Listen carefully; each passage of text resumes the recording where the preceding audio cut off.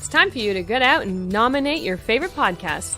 The show I want you to consider for the People's Choice Podcast Awards is The Outer Realm, and that's in the category of Best Female Hosted Podcast. The Outer Realm is a popular show hosted by Michelle DeRoche and Amelia Pisano, which has millions of listeners each week. They are well known for their laid-back, roundtable style of interviewing. Together, this dynamic duo brings you the best of the best with guests from around the world who are well-versed within their respective fields of ufology, paranormal, cryptozoology, folklore, and anything else that would be deemed outside the realm of normal. Michelle is an international public figure who has spent the last 2 decades working in the international paranormal community, in research and media. Amelia is a remote viewing medium with 10 years of working with missing children, as well as cold and active murder cases. So go to podcastawards.com to nominate The Outer Realm in the category of Best Female Hosted Podcast. That's podcastawards.com. It's super easy. So just please take a moment and get out and go vote.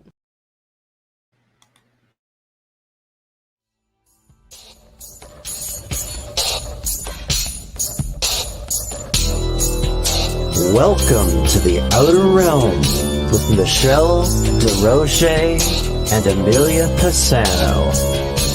Airing live on the United Public Radio Network, 105.3 FM in New Orleans.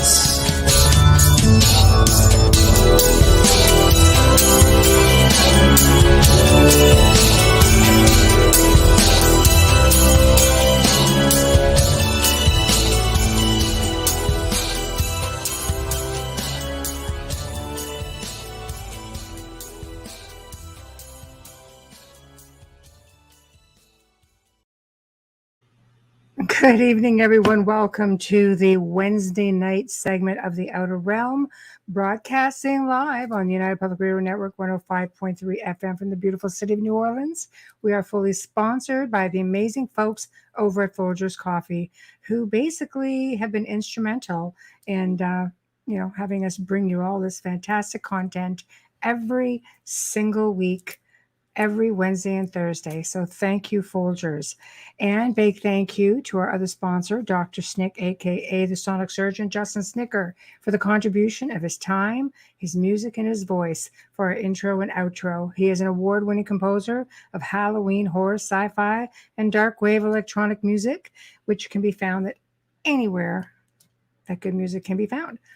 So thank you, Justin. So, of course, as always, in the news right now, currently, podcastawards.com. So we've been playing the ads, and we're hoping that you're able to find those of us on the network. But little old us, we will be found under Best Female Hosted Podcast and the Adam Curry category. I believe we're in there as well. So that's kind of a nice surprise. In order to tune into tonight's show, guys, the usual, we are on, let's see, YouTube, UFO Gods and Extraterrestrials, Outer Realm Radio, UFO Paranormal Radio. On Facebook, it's UFO Paranormal Radio Network, United Public Radio. News on the flip side, Canada's Most Haunted, Outer Realm, of course. Joe Montaldo, UFO Undercover. That's where you're going to find us. Let me see. Tonight, you'll notice Bubbles is not with us.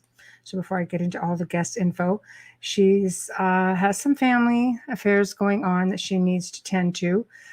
So there's a family member who's not doing very well. He's sick. So that's where her attention needs to be, family first, as always. So we're going to wish her and everyone in the family our best wishes, send love and light, and hopes for a speedy recovery.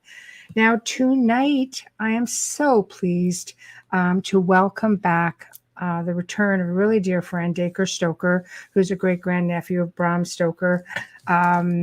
Known him for a few years, and he's just really delightful and so knowledgeable. So any Dracula fan, to which I have been from like real early on, like probably even preteen.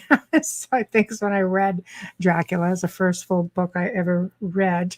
So anybody who's a Dracula fan's got to know Dacre and all of his writings as well. He's an international best-selling co-author of Dracula the Un-Dead, official Stoker family endorsed sequel to Dracula. Dacre's also co-editor with Elizabeth Miller of the Lost Journals of Bram Stoker, The Dublin Years. Dracul, which I have read, which he co-authored with J.D. Barker. It was the UK's #1 best-selling hardcover novel in horror and supernatural in 2018, and a top 5 finalist, by the Horror Writers Association for the Bram Stoker Award for superior achievement in a novel. He does have the film rights for Dracul, and they have been optioned by Paramount Studios.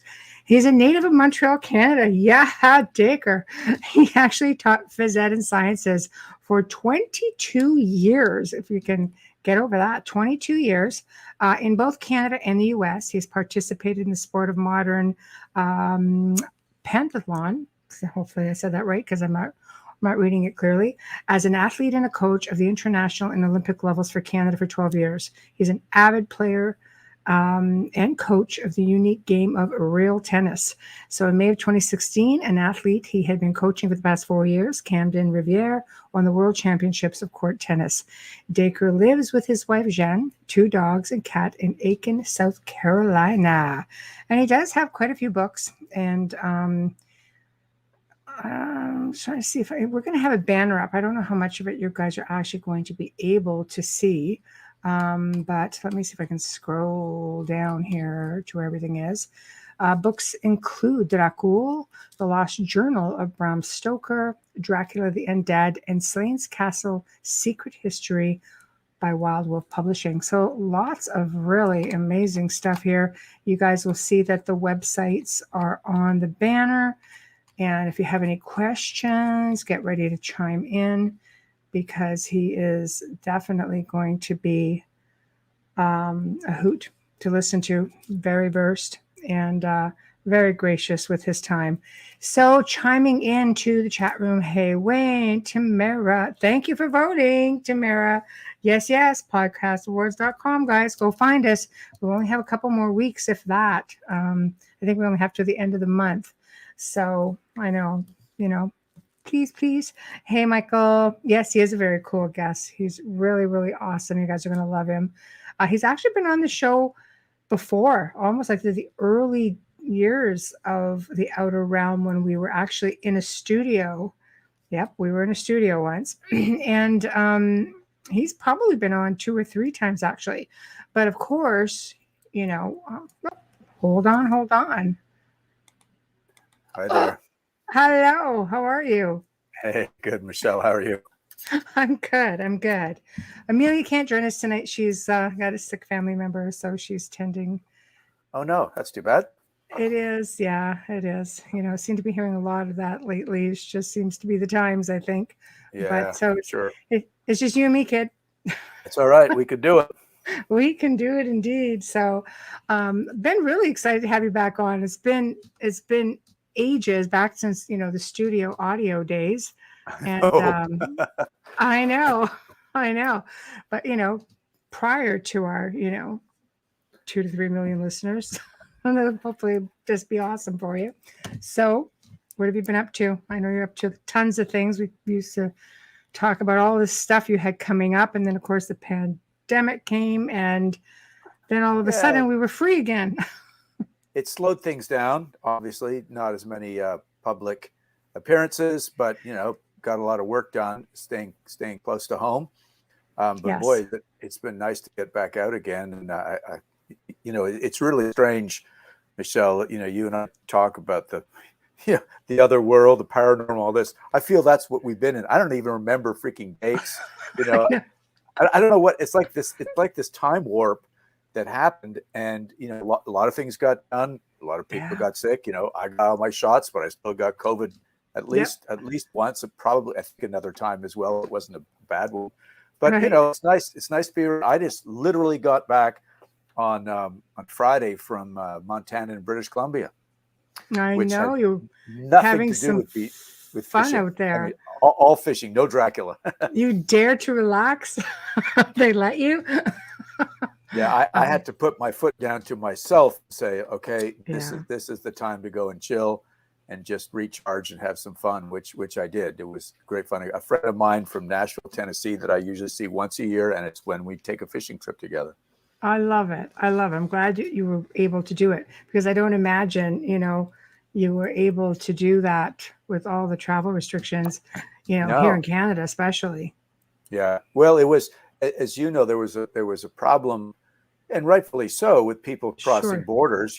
So when, Oh, when we yes. went the last time, even last year, we couldn't get into Canada. So it's just, okay, this is going to be a Montana trip. But we happen to have a friend who's a guide whose parents have two homes, one in Fernie, BC, and the other in Right. Kalispell. And so he's dual citizen. So he pops back and forth. And this time we could pop back and forth, which was Right. nice. Yeah, they just opened everything up, Yeah, which is yeah, it great. was good.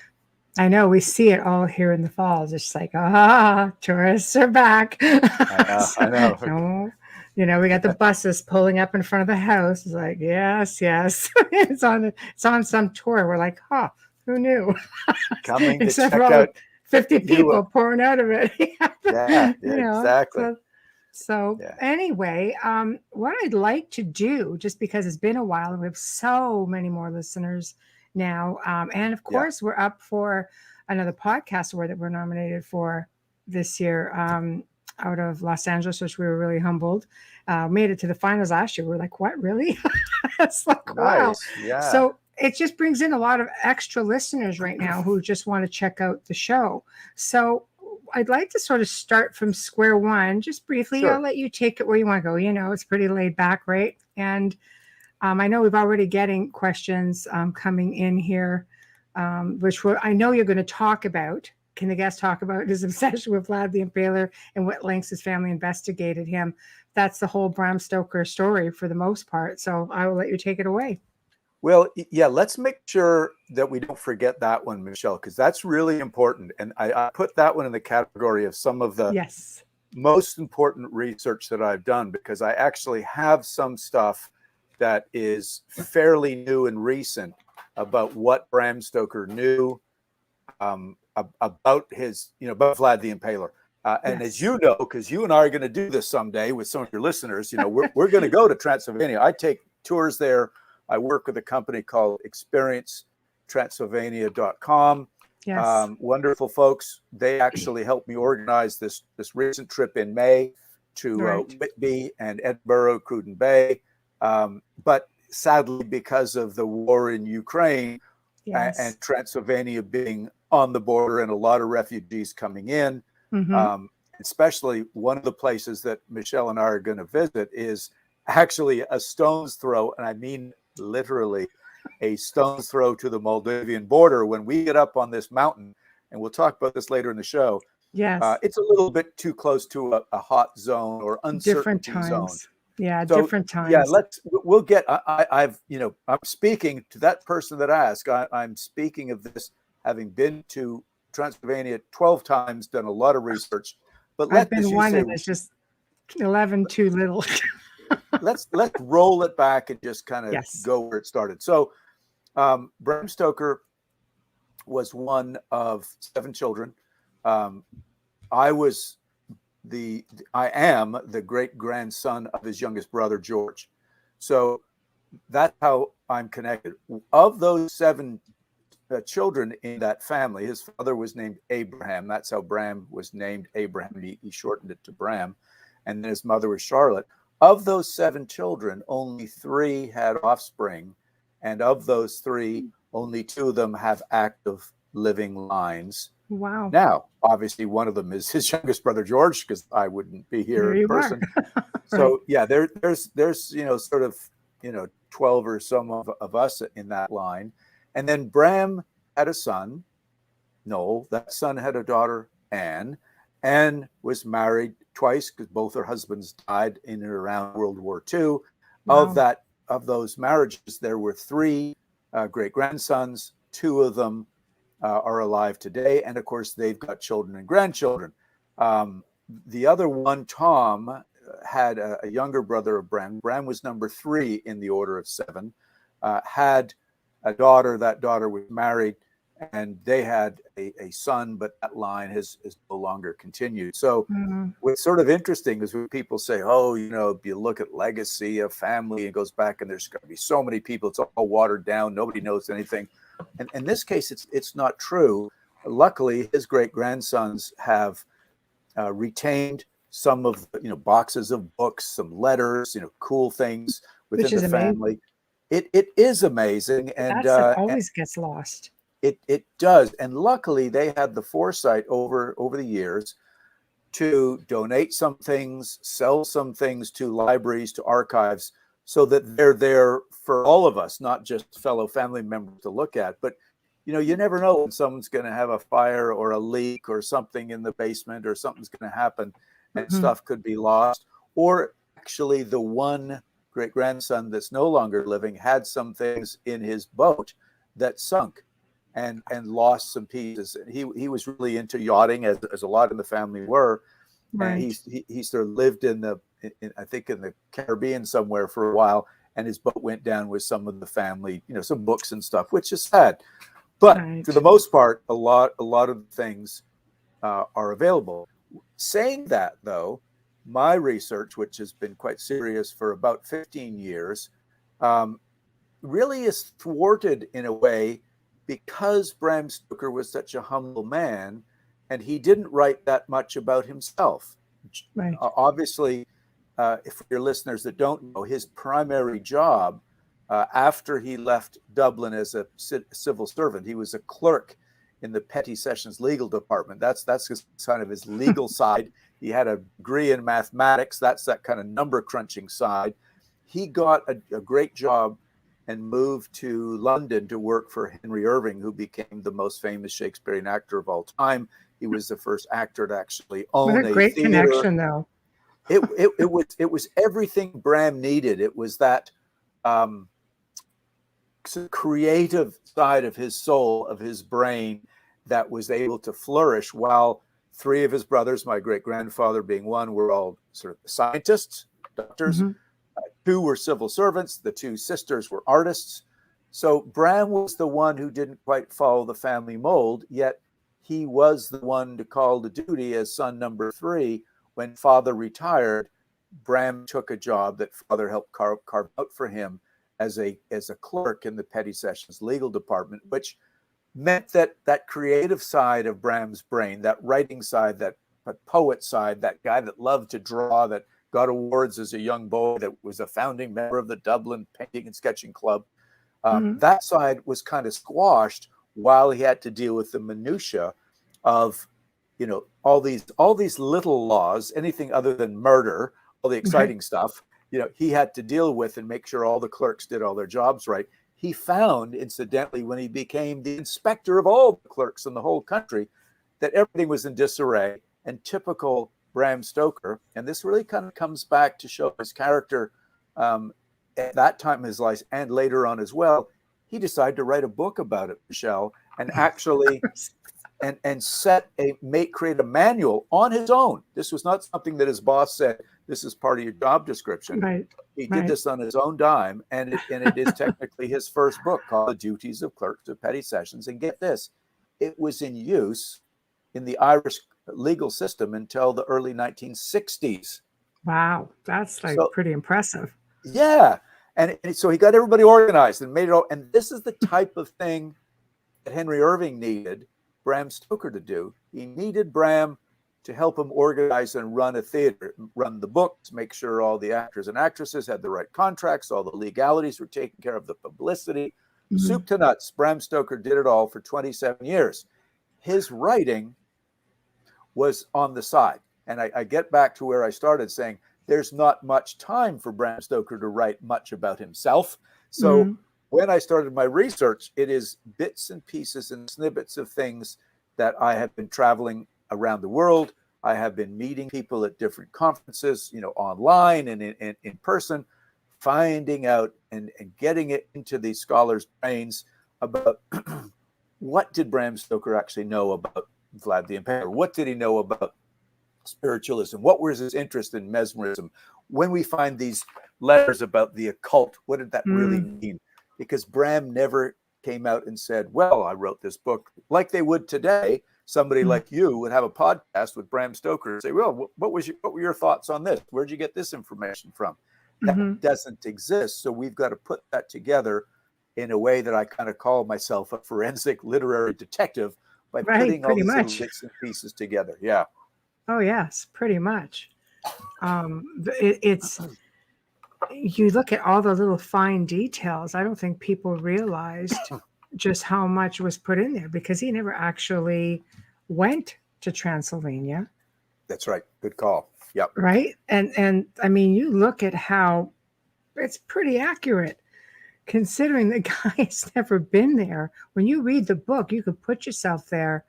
So it's to think that all of this came from this amazing mind and put to paper. It's fascinating. Yeah, and further to his personal characteristics, if I may. Yes, of course. Like I said, his writing a book about the duties of clerks of petty sessions. Yes. We now know, and I think, and correct me, Michelle, if I explained this the last time I was on your show, but it was discovered fairly recently in the London Library. Did we talk about this, about the books that were there? That we may have touched on them. Yeah, but it's okay. There's so many more people listening. Our numbers are considerably higher now. So a lot of new people. Go crazy. I'll go into detail and yes. Because it's really fascinating. Up until about 3 years ago, we had the Dracula notes, which is 124 pages that live in Philadelphia in the Rosenbach Museum. Those were Bram's source notes. And those source notes were pretty complete as far as what books he looked at to do his research. It's funny. It's almost like he was writing a paper for university where he puts down his source books. He kept track of those. He also had 2 or 3 different iterations of how a book should be. He had day timers because as you said earlier, just a few moments ago, he made it sound like the story was so real. So he actually kept a day timer to have the dates right, the sequences right, the distances between locations, because there was so much travel by carriage, by train, by boat, different countries. He had to get that all right so people kind of got the feel that this was right on. So we get that from his notes. There's also the typescript, which is the manuscript that has been typed, therefore it's called a typescript, that Paul Allen, the gentleman that was the co-founder of Microsoft and owned a football team and basketball team, I think, out in California. He was a great patron of the Museum of Popular Culture, actually it's Seattle, Washington, where he was. And he allowed myself and J.D. Barker to come and take a look at this Dracula typescript when we were doing our research for Dracul. Wow. We wanted to know exactly what was in the typescript and, most importantly, what may have been edited out of it. So we found that out by going up to Paul Allen's estate and looking at this stuff and analyzing it. So that's really the number 2 really important piece of information. Number 3, Michelle, is there was actually one interview that Bram Stoker gave to a journalist called Jane Stothart in the British Weekly newspaper a couple of months after Dracula came out. Lucky guy. and that's the only interview that anybody has ever found that Bram is talking about things he discovered and why he wrote the novel Dracula. So those are the kind of the cornerstones until this discovery in the London Library popped up. And it was done in a really interesting and kind of behind the scenes way. The fellow, his name is Philip Spedding. He's no longer working there, but he was the head of fundraising for it's a private library, the London Library, which actually was, back in Bram's day, all those books were owned by the British Museum Library, and they all got transferred over after a fire into what's called the London Library, which is private. Philip Spedding was a Dracula fan, and he had picked up a book that had published Robert Basang and Elizabeth Miller from Toronto. He's from Vancouver, and they're both deceased actually since this dark pandemic. So their memory lives on in their incredible work that they've done. They published the Dracula notes and all the annotations with it. Philip had a copy of that book and was leafing through the book and was reading the names of the book in the back that Bram listed and thought, Well, I know that Bram Stoker was a member here. We don't have in our records, because they were destroyed by fire or bombing or a little bit of both in World War II, the names of the books that each of the members checked out. Those are long gone, and they don't have those little sleeves in them that you and I would remember as kids growing up, where you take a little card out and they stamp the date and put your name on it, right? They didn't have those. No. So what he did was he just walked through the aisles with his cart, thought, well, I'll just start looking for these books. And over the course of 2 days, he found 28 of these books that were still in general circulation. So not only that, though, he stacked them up, went to his office, opened up the books and started leafing through them. And sure enough, he started finding strange little notes in pencil, markings, almost like hieroglyphics. Right. And what he studied was Victorian era shorthand to figure out what this stuff meant. Wow, and he got a hold of my friend Robert 18 Basang, who at this time he and I were working on an annotated Dracula. And he knew this because he was a friend of Philip's as well. And he said, guys, I need some help. Would you guys have any source books that Bram Stoker owned, that maybe his family still has, that has any of these weird marks in the margins? Because if they do, I want to compare them to the ones that I've just found in my library that I think Bram Stoker checked out. And if they are consistent, this is going to show us that Bram actually marked in our margins, and these books were used to write Dracula. So I'll never forget this. When these photographs were sent to me, it was just like me finding the Bram Stoker's lost journal. It was like, oh my gosh, this is in front of me. And I'm able to make a very significant announcement to this fellow who started looking at this, that I believe beyond a reasonable doubt that these marks were made by Bram. And the reason I was able to do that, it's all this kind of fate, is Bram Stoker's great-grandson, my cousin, has loaned me this copy of Dracula that has it's a first edition, but sixth printing of Dracula. It had on the front, written in Bram's handwriting, 1901 abridged edition. So what Bram had done was taken a first edition that his publisher had handed him and said, go ahead and reduce the word count by 30,000 words, hand it back to me. We're going to create the first abridged edition in 1901. So I don't know how long he had to do this, but this was the book that he made very similar marks in the margins to either get rid of words, add words. So I had in my hand these books, that the pictures of one and the real thing, going, look at this. These are the same symbols that Bram uses. Gapping, words to fix gaps, take out words, adding things. So when I told these two guys, Robert Basang and BC and Philip, it was like, you guys have to come over to London as soon as possible. Get on a plane, come on over, and help me look at all these other ones. This is a major find. Right. And it turned out to be so, Michelle, and I'll sort of now fast forward a little bit, because newspaper article was written. And when I got there, the headline was, Dracula author was a sucker for defacing books. Wow. That's nice. I love it. It showed he was human. Yeah, exactly. We all do things like that, Yeah, but I mean, does it have to make front page news, in the London newspaper? I know. And I was a little embarrassed, because I thought, oh, geez, if there's a fine attached to this, it's going to be, I'm going to have to hand it over to his great grandsons. I'm not covering that one. Cons. You're going to get the bill. Yeah, but Philip said to me, it's kind of straight-laced. He says, Dacre, don't worry about a thing. Our greatest reward is that we're now able to say that the London Library was, ground zero, the genesis for Bram Stoker's research, for his writing of Dracula. Yes. So now Dacre has to get a little sneaky here, because Michelle, imagine this: if in your world of paranormal adventures and things you go on, if you found something this cool, what are you going to do?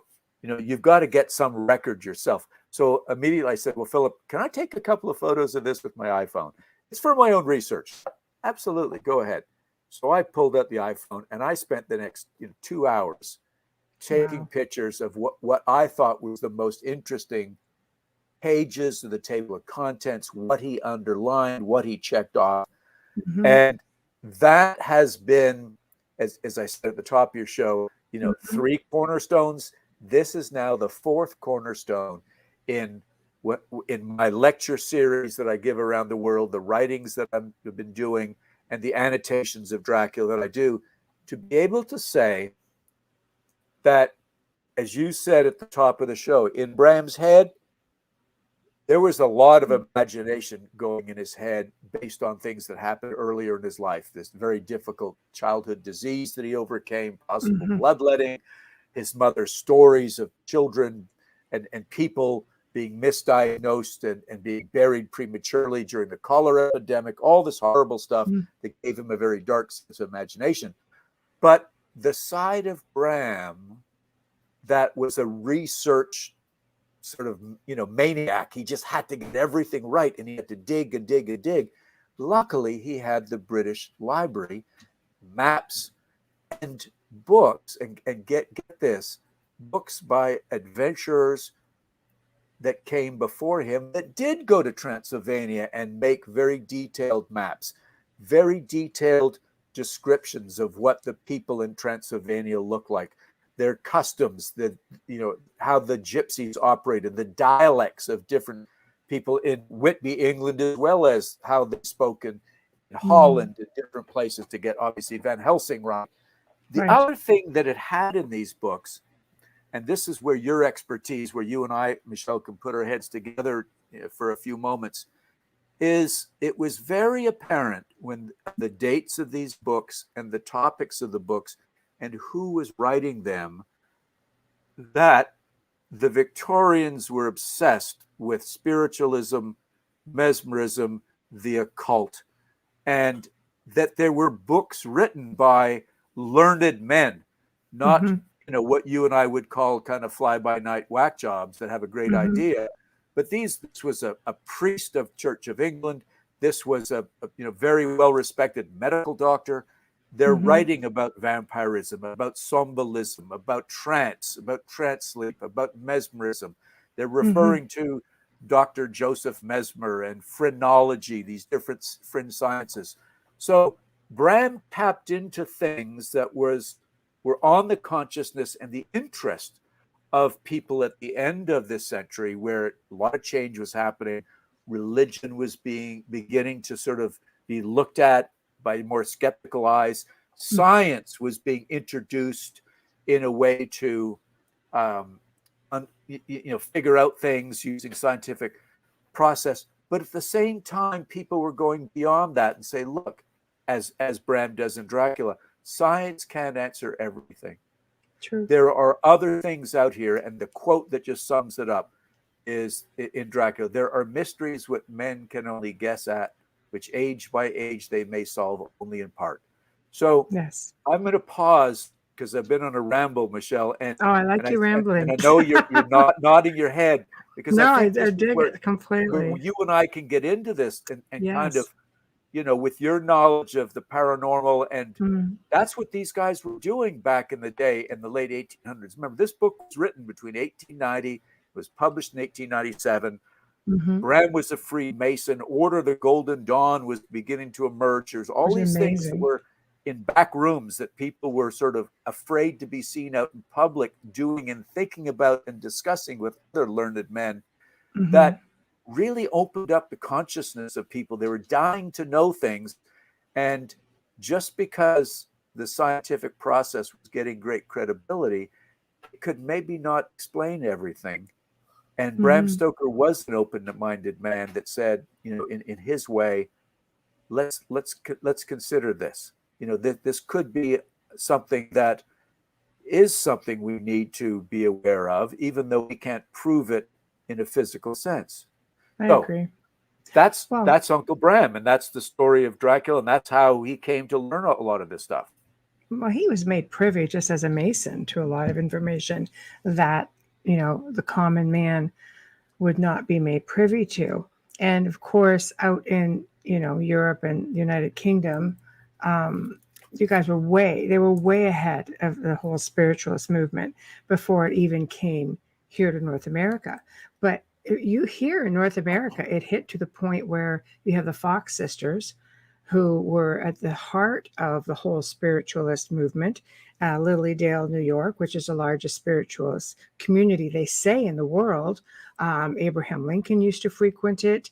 Harry Houdini did everything in his power to debunk it.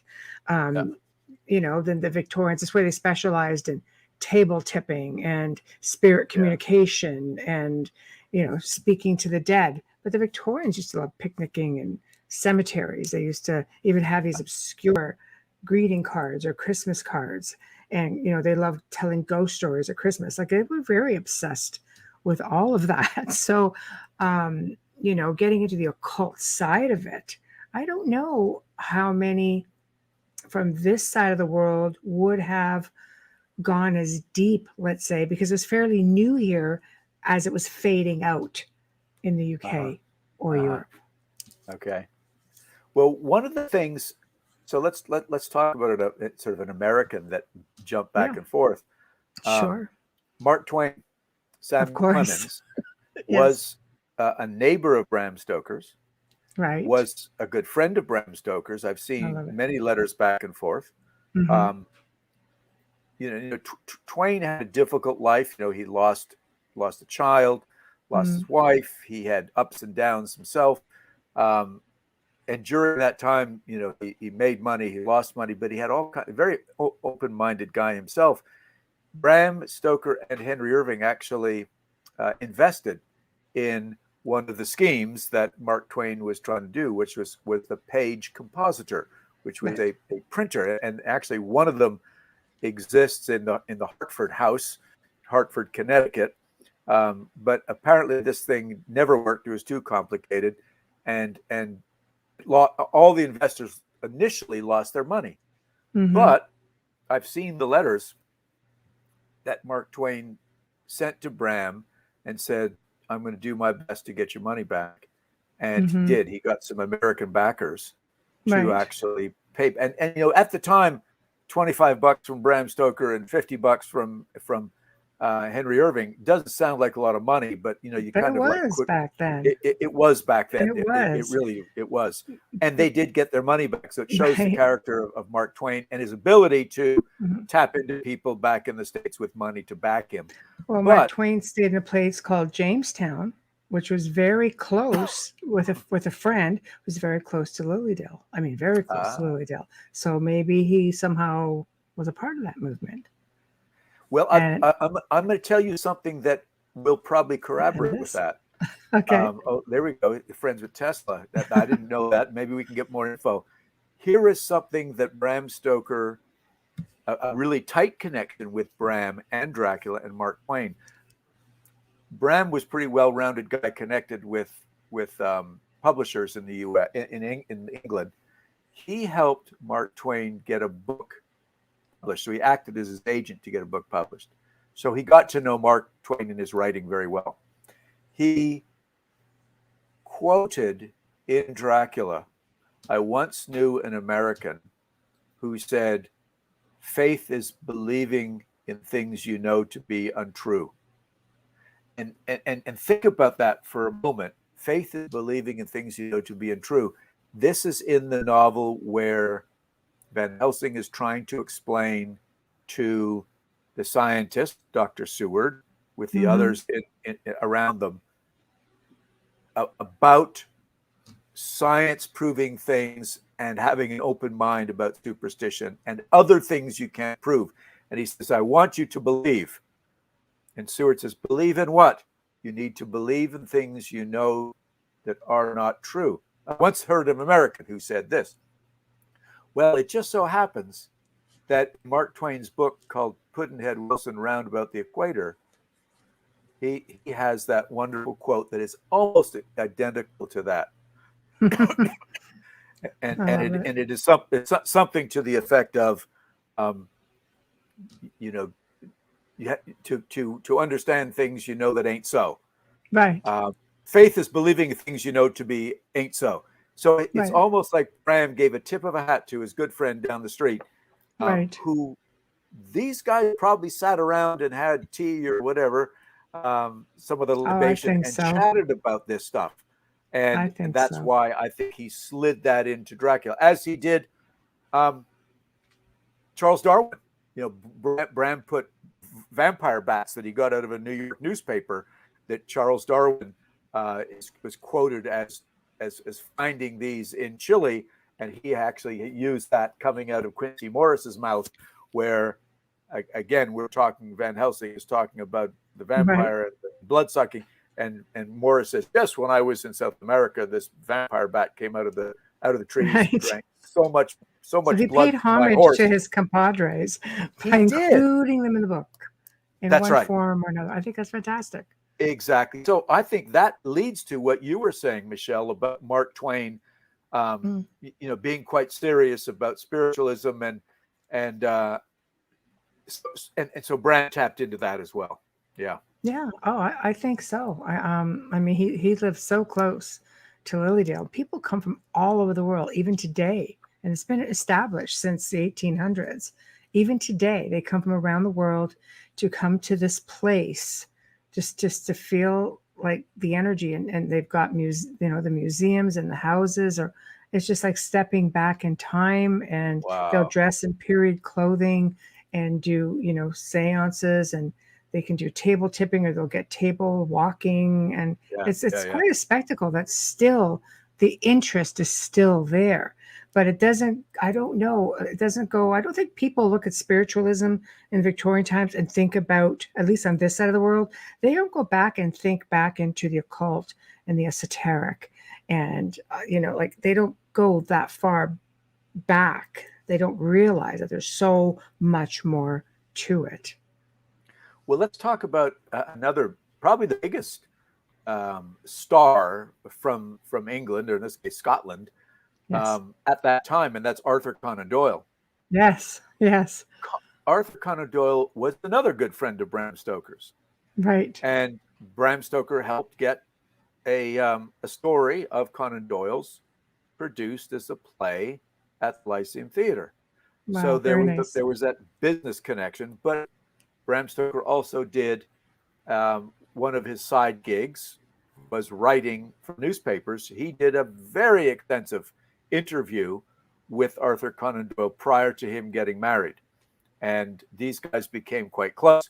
You can Google, and to your listeners, highly recommend Google Bram Stoker interview with Arthur Conan Doyle. There's also a wonderful website all about Conan Doyle. You'll also find in there one of the very few letters that has anything to do with Dracula. In this case, it's the letter from Arthur Conan Doyle congratulating Bram on the novel Dracula. Wow. And what I find is interesting, and if you and I kind of put our little occult hat on for a moment, he actually says, there's a sentence that says in there, it's the best story of diablerie I have read for a long time. The old man and the ladies are wonderful. The professor is fantastic.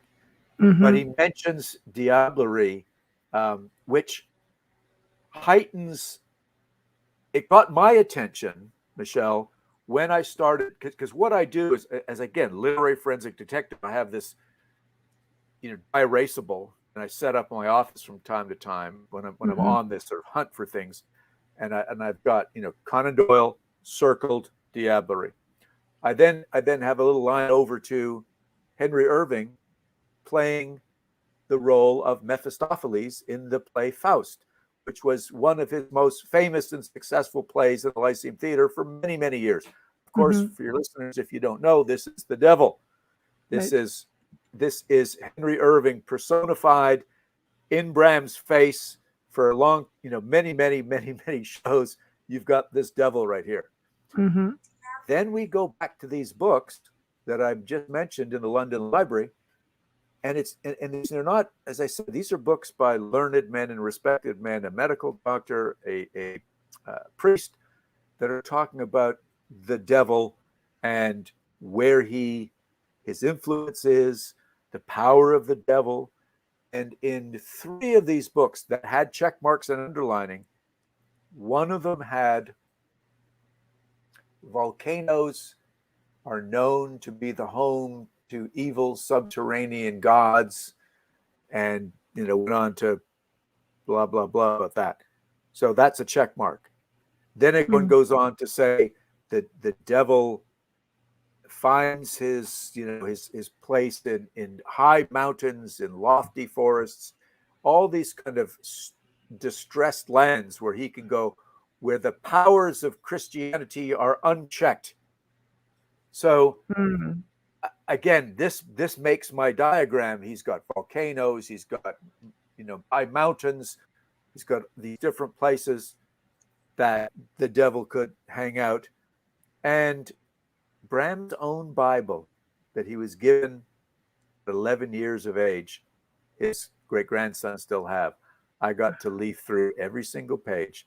There are 3 things, and only 3 things, that are underlined in pencil, much like the London Library books. I don't know if he did it at the age of 11, Michelle. I don't know what age he did it in, but I do know that he was given this at 11.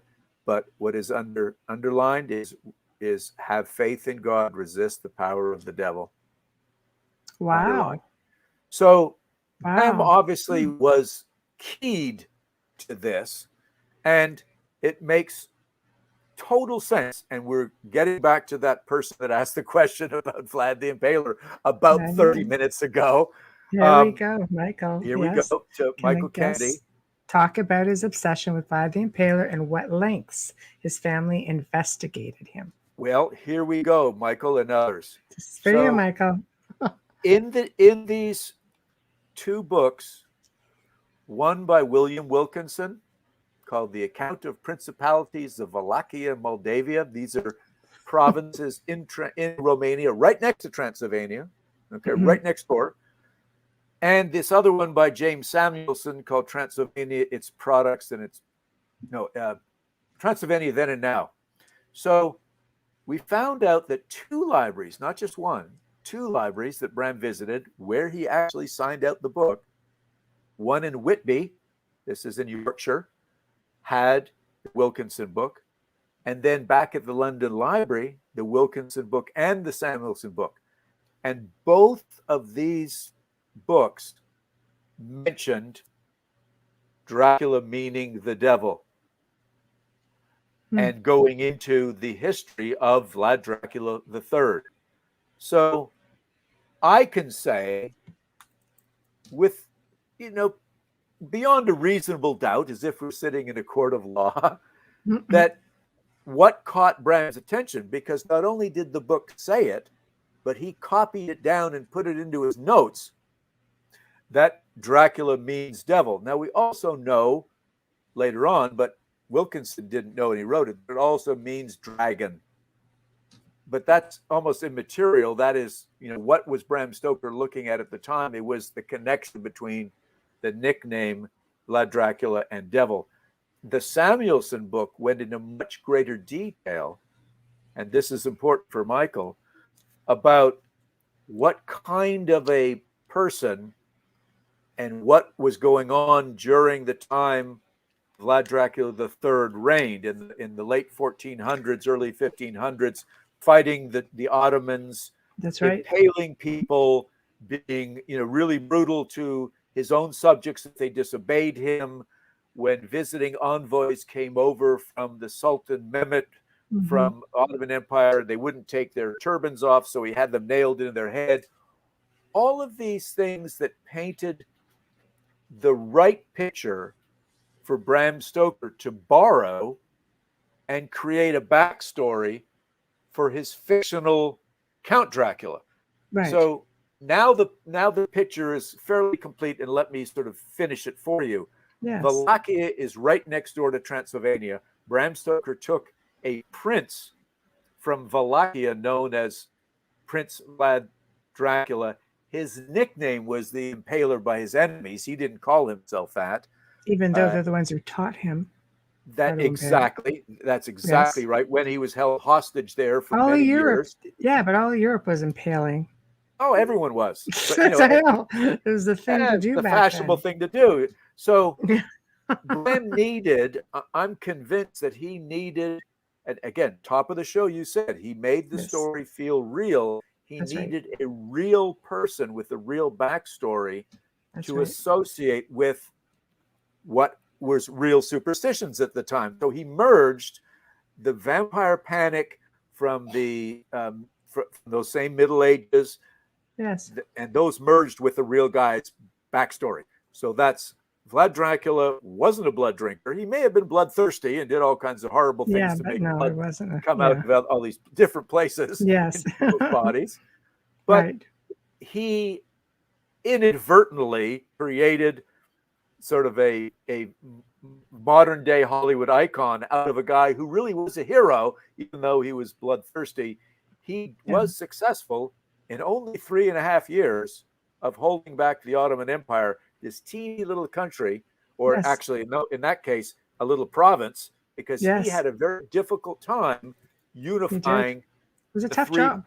It was very tough. And everybody was, like fighting each other to gain power. And then they also had this huge, very powerful Ottoman Empire that was surrounding them, moving into Christian Europe. And half the guys were like, well, look, if we just pay our tribute to the Sultan, he won't squash us. So we'll go and betray Vlad Dracula, who is trying to fight off the Ottomans. We'll just make peace with them. So truthfully, though, from the readings I've done, Vlad Dracula did the same thing, and so did his father from time to time. Sometimes they were fighting the Ottomans, sometimes they were fighting the Austrian-Hungarians, sometimes they were paying both off to stay peacefully in the middle. Very difficult times, very barbaric times. Absolutely. But those are the facts as best as I could put the pieces together of. That was the nature of the beast then, Yeah. And that nature of the beast is actually discussed in the novel when Bram has Dracula himself say, the blood of Attila is in these veins, and I've done this and I've done this. It gives him an interesting backstory. What it doesn't do, and I think that's what's so cool about it, but many more movies have done this, is actually say how exactly he became a vampire. What we get is a slight hint that he attended something called the Show-Laments, which, according to Emily Gerard, which again is a Scottish lady, one of Bram's sources in her book, Land Beyond the Forest, she was living in northern Transylvania, married to a cavalry officer in the Austrian-Hungarian Empire cavalry. She wrote all about the Show-Laments and about Strigoi, Nosferatu, how people became vampires, all this stuff. So he learned about Transylvanian superstitions from a Scottish lady who told him all about the school of the dark arts. And that name is mentioned twice in Dracula when Van Helsing says, yes, he was trained in the school of in the Show-Laments. So that's it. But as you and I know, Michelle, lots of movies, one of them being Dracula Untold, go into great detail about the conversion of Vlad the Impaler into a vampire. You can't blame the Stokers for that. Bram just did a hint on that one. They just did a good job. I have to tell you, though, I have actually read, and you can only believe half of what you read, of course. I try to cross-reference the heck out of everything. And I had put these on the back burner. It's probably in the other computer. But when we talk a little bit about spiritualism and Vlad himself, that he was considered to be an ascended master, and he was also considered to be a Templar. Ah, cool. Okay. I thought, what?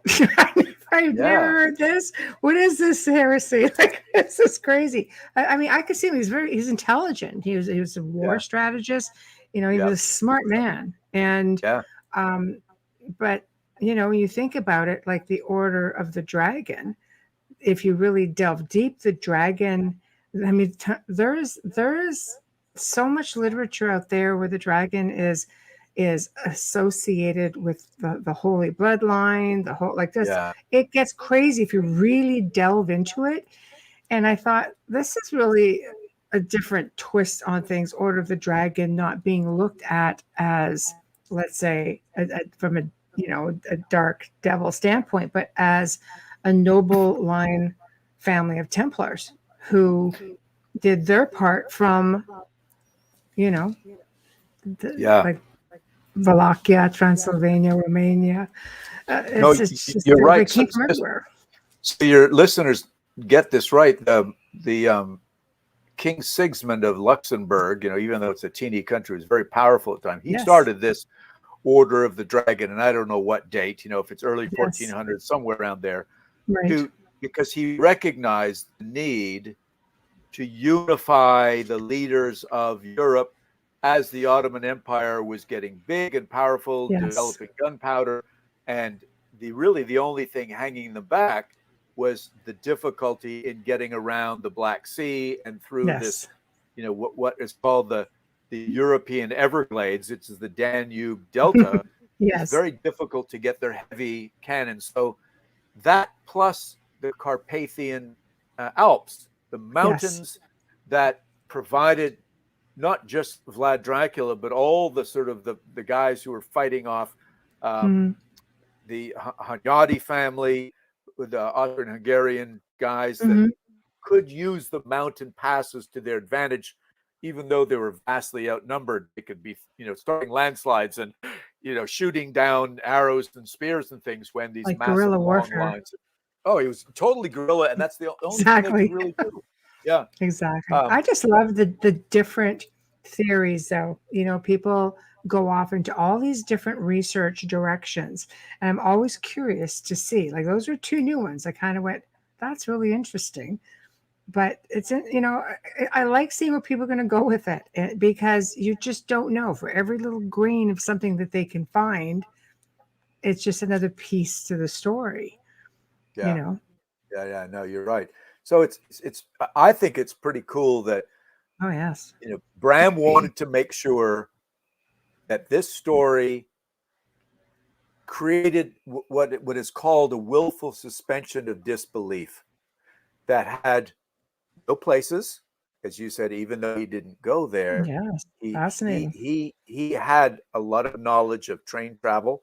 We know he had been as far as Italy, because he actually sadly had to go and bury his father when his father and mother went to the mainland, to Switzerland.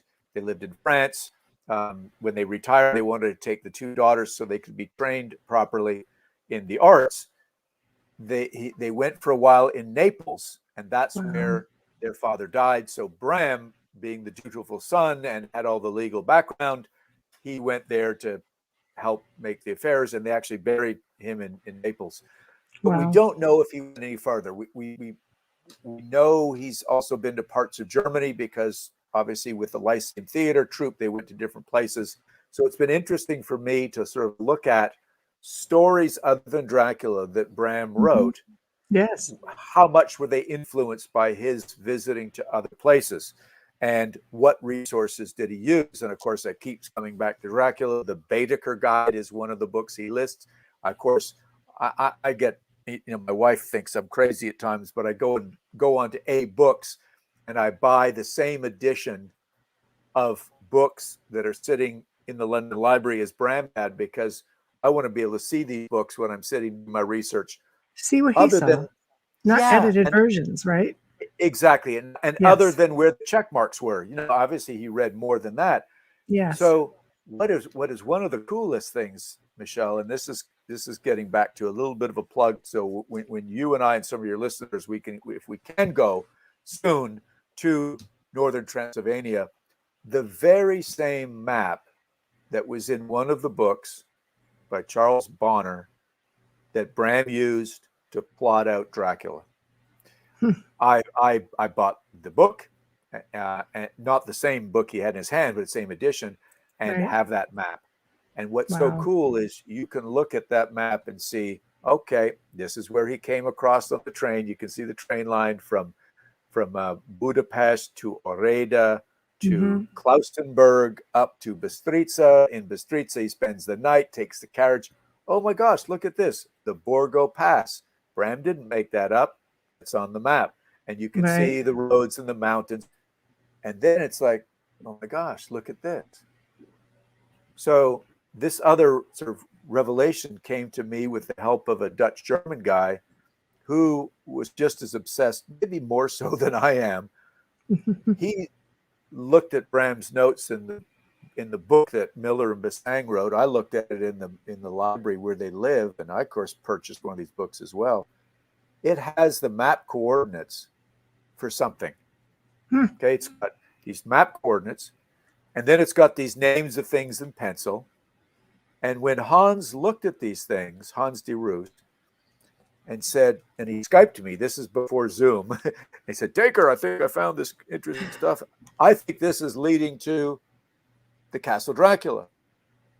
He said, but it's inverted. I said, what do you mean it's inverted? He says, well, when I go to 22 north latitude and 25 3/4 longitude, it puts the intersect point in the Saudi Arabian desert. I said, that can't be. I said, well, of course it can't be, because this is supposed to be near the Borgo Pass. So he started looking at the other words that were written. He could make out Sereth. He could make out Fundu. So boom, here I was in South Carolina looking at my map. Here he was in Munich looking at his map.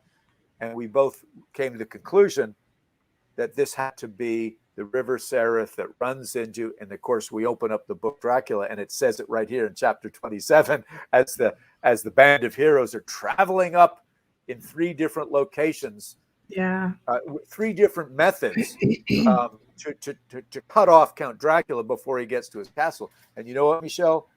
We end up, when you look at the book, when you look at the notes, you look at the map, Bram Stoker had it all laid out. It brought us right to, guess what? A volcano. Really? An extinct volcano that happens to have the name on it, Mount Israel. You know where it is? Right near the Borgo Pass, as it should be. So he used the volcano as a castle. And why did he use the volcano? Because one of the books said the volcano is the home of the devil. It's the location of the fictional gods. It's brilliant. But to make it even more compelling, going back to the other piece of the puzzle, the other cornerstone, when J.D. Barker and I were out in Seattle, Washington, looking at the original typescript of Dracula, guess what was edited out? Edited out of Bram's writing. Somebody crossed it out, was about half a page, and it's right after Quincy Morris stabs the Count with his Bowie knife as opposed to a stake, and Harker slits his throat as opposed to cutting his head right off and putting garlic in. A volcanic eruption happens. The Count crumbles into dust, as we all know, but had this not been edited out, a massive volcanic eruption happened. Castle Dracula comes tumbling down, and sure enough, that would have been the end of the Count. But for some reason, either Bram or his editor decided to cut all that stuff out and leave a less definitive ending to the novel. So to bring this full circle, all of these little pieces that I've been talking about now for close to an hour, they all sort of come together in a logical way, I think, as Bram Stoker would have wanted them to, like as if you're reading the novel with his little bits and pieces of notes as a side puzzle game. You begin to realize what he had in mind, where he got his devil from, how he connected it to Vlad the Impaler, where is the location of his Castle Dracula, why is it on an extinct volcano, because he planned to have a volcanic eruption, and only Bram Stoker, who was as detail-oriented as he was, if he's going to have a volcanic eruption at the end of the story, even though if the editor is going to take it out, by gosh, it's going to be on an extinct volcano. It's brilliant, really. You know, when you think about it, the representation, everything. Do you know how many people go running around Romania looking for Castle Dracula for real? Oh yeah. I guess you would, you know. And all in all, it's not a castle structure at all. And that is what's the coolest thing, is it's hiding there. It's hiding in plain sight. Yeah. Okay. But there's another twist to this, Michelle. because I love twists. I don't want to take anything away from Bran, Bran Castle.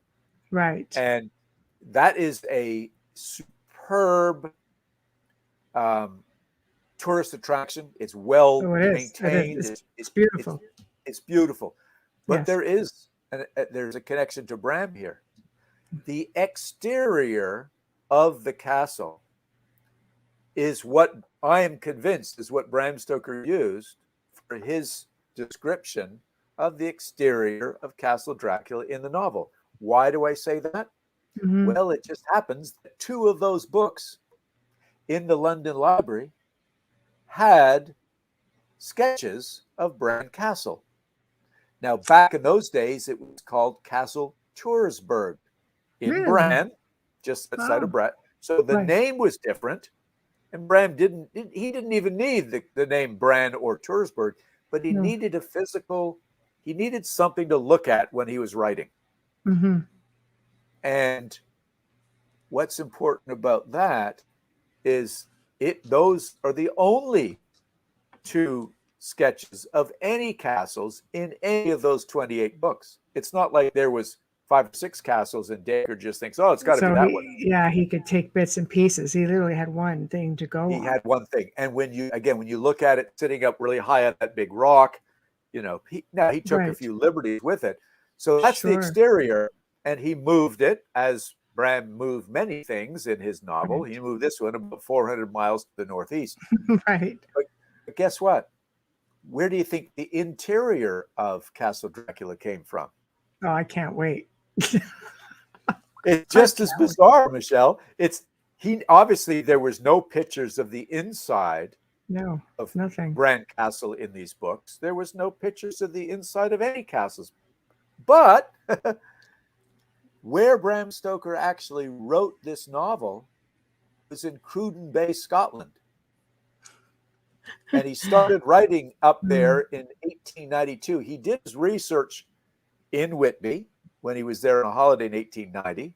Came home, continued his job, did more research in the London Library, 1891, 1892. But when he went on summer holiday in 92, 93, 94, 95, 96, ended up going to Cruden Bay, Scotland for what we can tell right now, at least 14 years, maybe more.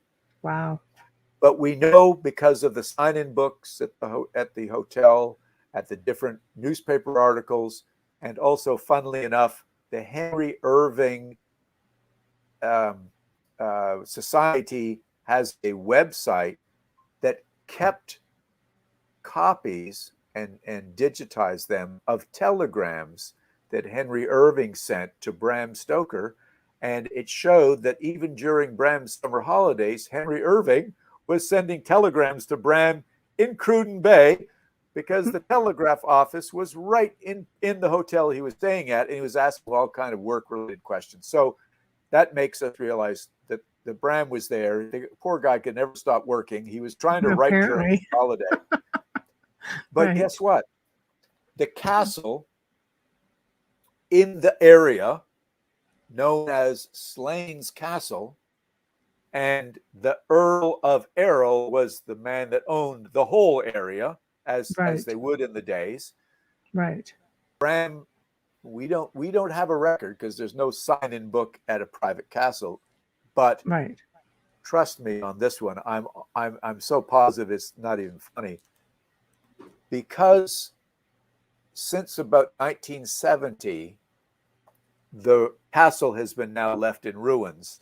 When and this is fairly common in these old earldoms, when the families run out of money after many generations, they strip down their castle, take all the expensive stuff and sell it for their debts. The roof, which is normally lead, of some kind of slate lead, they sell that off to cover debts. Now Slains Castle can be viewed from above, and so not only that, but you can walk in it. You don't have to even pay a ticket. There's no gate entrance. Right. There is a very unique octagonal room in the middle of Slains Castle, exactly in the place where there happens to be an octagonal room in Bram Stoker's fictional Castle Dracula. Wow. So wow. I know what I Again, do, brilliant. it is brilliant. What I do when I do my lectures, I have a picture on the screen of the drone shot of the octagonal room and a little arrow showing exactly the same way Bram Stoker described Jonathan Harker walking up the steps of Slane's castle, or in this case, fictional Castle Dracula, going to the door with no knocker. There's no knocker on the door at Castle Dracula, and there's no knocker at the door at Slane's. Therefore, I think when Bram went to visit, he didn't know what to do, probably pounded with his fist, a little bit nervous. Harker was too, walking through one door, and it's exactly the way he described it in Dracula. Walk through another door, into a room, no windows to the outside, lit by a single lamp. Guess what? That octagonal room was lit by a single lamp at one time. I have a photograph of that lamp. Did you go to the castle when you were out there? I went to the castle, but that was with this friend of mine, Mike Shepard, who's written a whole history about it. And we were giving a presentation at the Kilmarnock Arms Hotel together to all the local townsfolk. Unbeknownst to us, when we put a picture up of the drone footage of the castle in the octagonal room, and we say, we understand in Dracula it said, I walked into this room, octagonal room, lit by a single lamp. A man stood up at the back of the room and said, I am Robert Hay. It's my family that used to own the castle. I own the single lamp. I still have it. It's in my home in London. So this guy was a descendant of the Earl of Errol and one of the benefactors of the tapestries and the different things, and of course the single lamp. So this is Bram personified. Yeah. He's taken a castle that he was familiar with, used the inside, a picture he was familiar with, used the outside, stuck it to a place that had this volcano, the home of the devil, and it all comes kind of full circle. Right. It's funny because when I think of Jonathan Harker, I think a little bit of Bram is in him, just being the clerk and just the traveling and just the logic and all of that. Like I always sort of, after our first interview, and you gave us a little bit of insight into what Bram was like, right off the bat, I could see Jonathan Harker. So many little tiny synchronicities and similarities. I totally agree. I think if you were to do this little exercise that I'm kind of feeling you've gone through, you take a little dose of Bram Stoker and that goes into Jonathan Harker. Bram had a legal background. Jonathan Harker was a lawyer. Jonathan Harker marries, Mina sort of fairly quickly, obviously in extenuating circumstances over in Europe after he's escaped from the castle. Bram kind of had a similar thing. He was asked by Henry Irving to become his theatrical manager, moved to London. He quickly sped up his marriage proceedings with Florence, grabbed her, and moved her off to London. Similar. Right. And Bram had a way of doing this too. I think Dr. Seward was a lot like his brother. Thornley Stoker, Dr. Thornley Stoker was the medical doctor helping Bram write all the medical parts, both mental and physical, in Dracula. Wow.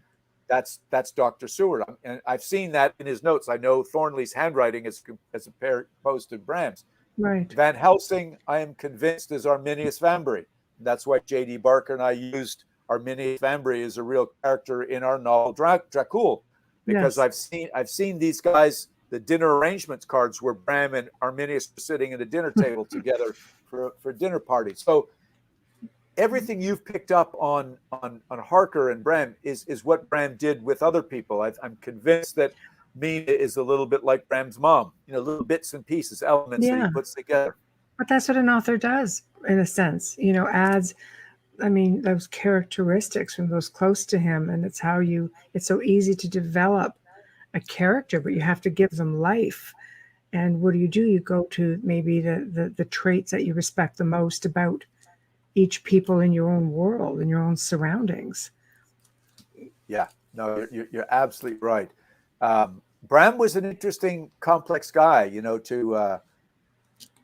to have emerged from the childhood illness to having been an artist and having a big family and, being the guy that's in the family that's not necessarily a scientist and doesn't really want to be a civil servant, gravitates towards the theater, becomes a writer, and writes, some interesting things.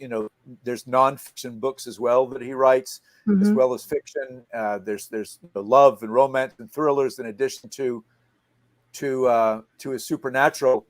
But I want to make sure we have time. So there's something that I really want to pick your brain on, and that's this whole idea of second sight. What kind of time do we have left, Michelle? We probably got about 35 minutes before I have to start playing promo stuff. Yeah. Okay. Well, let's do this, if I may. I want to read a little bit, and I want to get then your impression. We're kind of like playing a game here a little bit.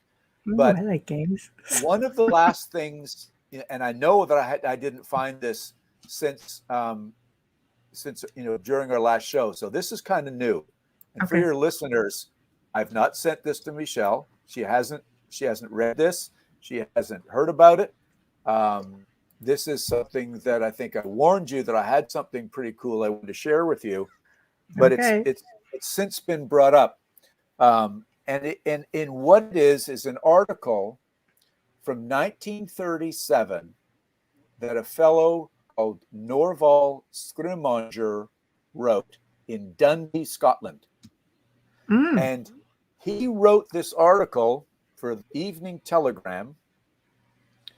And I've looked into this guy, and he seems to be an open-minded guy, sensitive to the paranormal, that sort of thing, back in 37. But he's talking about what originally went to meet Henry Irving, because Irving was the big star who had obviously come to do some theatrical performance in Dundee, Scotland. And Bram Stoker is always there as the manager when they're on the road or at home. And it seems that Norval Scrimmanger was more interested in Bram Stoker than Henry Irving. So I'm going to read parts of this. We can discuss it, and then I'll go on and read the rest of it. But here we go. All right. So Dracula is perhaps the weirdest of stories. It has been filmed. It repels yet fascinates. Remember, this is 1937. Bram died in 1912. It is a nightmare in print, yet it was, so its author told me, written while he sat in bed at dawn on summer mornings with the birds twittering in the gardens.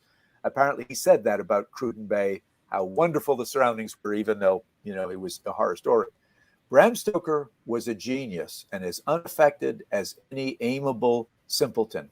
He was a huge red-haired Irishman who had absorbed all the learning that Trinity College Dublin could impart, and he gave it forth in the easiest way. He was Sir Henry Irving's constant companion, his devoted friend, and his trusted advisor. And with the great actor, he came to Dundee in October 1904, when at Her Majesty's Theatre, crowded audiences thrilled, hushed, and applauded tumultuously under the impact of the supreme performances of The Bells, Waterloo, Becket, The Lion's Mail, and The Merchant of Venice. It was, of course, an honor to meet Irving, who, by the way, told me that in his early days he played in Dundee with a traveling company so poorly provided that a turnip had to be used for the skull of Hamlet. Oh my gosh, that's funny. To be quite frank, I was more interested in meeting Bram Stoker, which I did at a lunch party given by a very learned lady who then figured prominently in social and educational movement in the city. That invitation took me to a delightful house. After 31 years, I recall exactly the sight of the comfortable dining room and the blazing fire in the wide old-fashioned grate, the gleam of silver. After the ladies had gone, the door held open a brilliant man destined to die tragically. Smoke began to rise. Bram Stoker affected a huge cigar of choice brand, but too luscious for my taste. We gathered round the fire. It happened that I sat next to the gigantic genius, and he exercised on me the irresistible spell of his eyes and voice.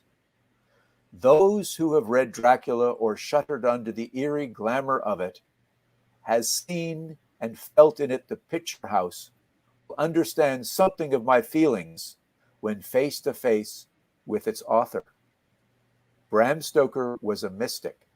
The red-haired Irish giant was a child, sensitive of the ecclesiastical experience, which the materialist ridicules or ignores.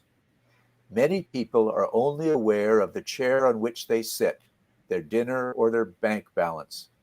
They believe only in what they see or touch, yet their intelligence forces them to accept the fact that there are stars which they cannot see, sounds that they cannot hear, and colors outwith their perception.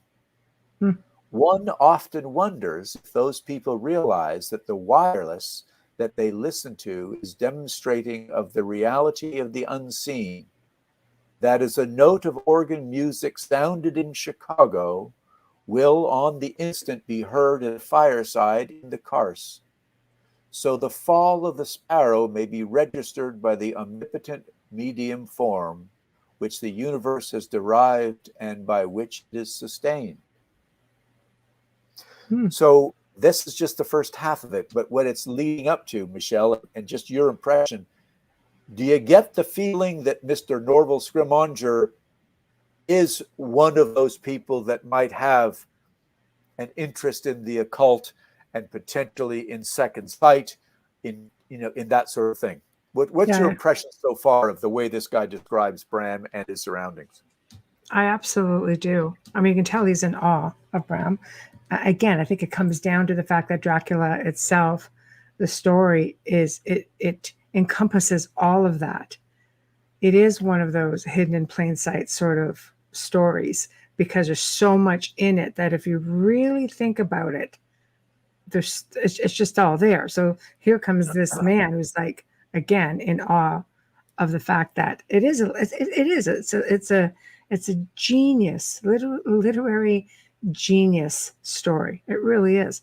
So the fact that he's talking about the things that we can't see, that you can feel, the colors that exist. I mean, you can get into vibrations, frequencies, you can get into all kinds of stuff, but he is essentially for the time explaining it quite simply. Well, if you know what you're looking for. That's it. And I think this Norval knows what he's looking for because he is of this ilk. So let me continue because it gets deeper. Okay. So the second part is titled Second Sight. Bram Stoker started telling stories. He gave names, dates, occasions, which I daren't chronicle. His stories were all of persons and places familiar to himself. He told of what happened in a house in Edinburgh, located in a fashionable quarter, now given up to flats and nursing homes. One day, a mother went into the nursery and found her little daughter weeping bitterly. She folded the child in her arms and asked, "What is it, dear?" "Tommy is going to die," the child answered. "He won't play with me anymore." Her brother was there, apparently very happy and truculent. Yet 3 days later, he was lying dead on the spot where he had stood. Gift of sight.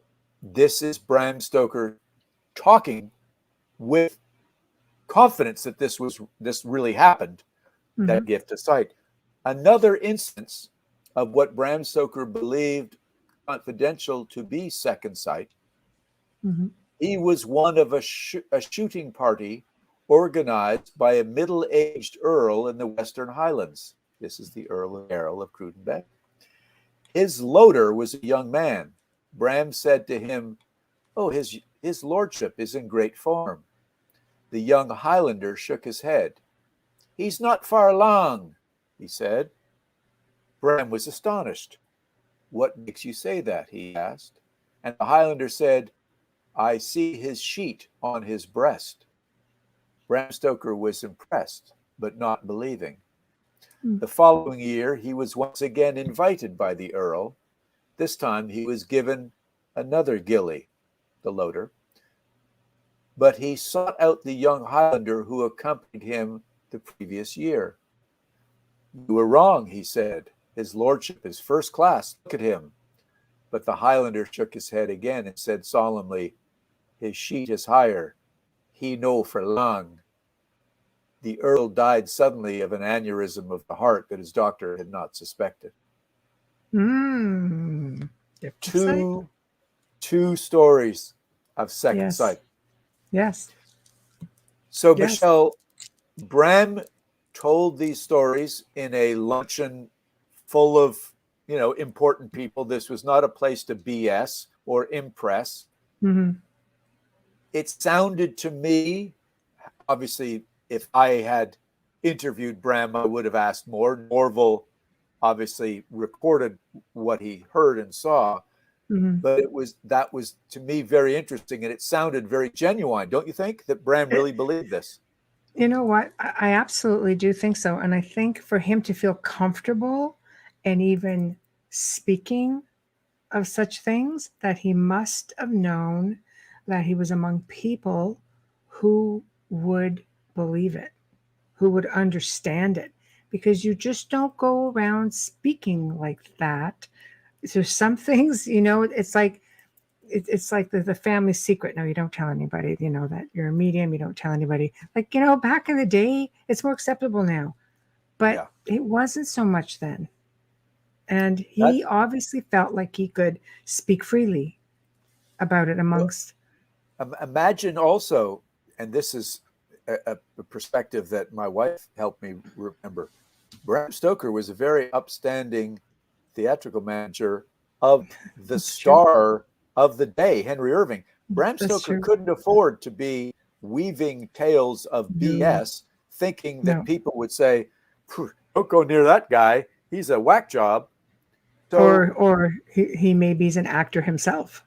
Exactly. So, right. Okay, so it continues. Let me go on. Okay. Sitting there beside me, sometimes laying his great hand on mine, the author of Dracula spoke, as if he were in a dream, his eyes listed as with sleep.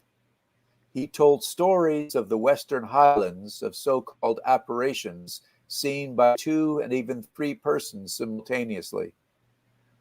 I was a receptive listener. I had experience of second sight, of the substantiality of what materialists describe as apparitions. So now we know Norval does have an appreciation for this. Yes, yes. What is life but a dream, he says. Let materialists look at stark, silent something that was someone they knew, and what have they to say about reality? When they themselves lie stiff and voiceless, where will their bank balance be, save in the lists of the estates? A little bit of insight there. You can't take it with you. Exactly. I think it was really well done. It goes back into the movement, the whole. But this would have been, I think, expected of Bram, being the author of Dracula, to be whimsical like that. Let me now, just like I've been doing with those pieces of the puzzle of Dracula, I'll throw a couple more pieces at you and your listeners. Bram Stoker wrote a story called The Mystery of the Sea, and he set it in Cruden Bay, Scotland.